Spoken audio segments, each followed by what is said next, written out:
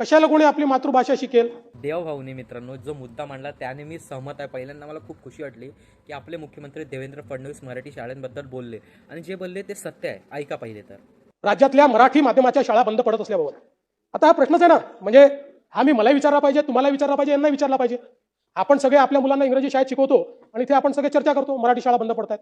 देवेंद्र फडणवीस यांना एक विचारायचं आहे की बघा साहेब, मी एक गोरगरिबाचा मुलगा आहे आणि आमच्यासारखे शेकडो गोरगरिबांचे मुलं हे जिल्हा परिषदच्या शाळेमध्ये मराठी शाळेमध्ये शिकतात कारण आमची ऐपत नाही.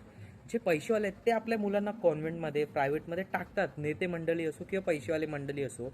पण जे गरीब आहेत त्यांच्यासाठी फक्त मराठी शाळा ही शिकण्यासाठी एक चांगला आणि सोयीस्कर उदाहरण आहे. तर मराठी शाळा वाचवल्या पाहिजेत आणि कुठेतरी ह्या चांगल्या दर्जाच्या झाल्या पाहिजेत. कारण आम्ही बघतो जिथे मराठी शाळा आहेत त्याच्या आजूबाजूला 5-5 छोटे छोटे प्रायव्हेट स्कूल उघडतात. का उघडतात?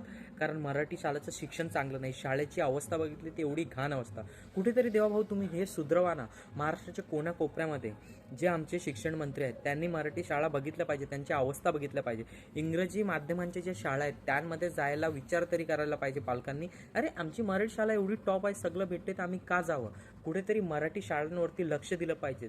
जसं AISF झालं, असे अनेक विद्यार्थी संघटन मराठी शाळांसाठी आज पण लढत आहेत. का? कारण गोरगरिबांच्या मुलांना शिक्षण कुठून भेटतं? फक्त मराठी शाळांवरनं. तिकून शिकून आमची मुलं पुढे वाढतात.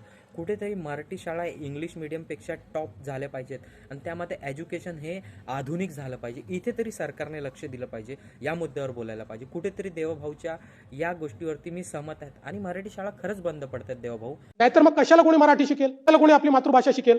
थोड्या काही बंद पडल्या असतील, पण आपण जर आपल्या शाळांचा दर्जा नीट ठेवला तर आजही लोकांची आपल्या शाळेमध्ये येण्याची इच्छा आहे.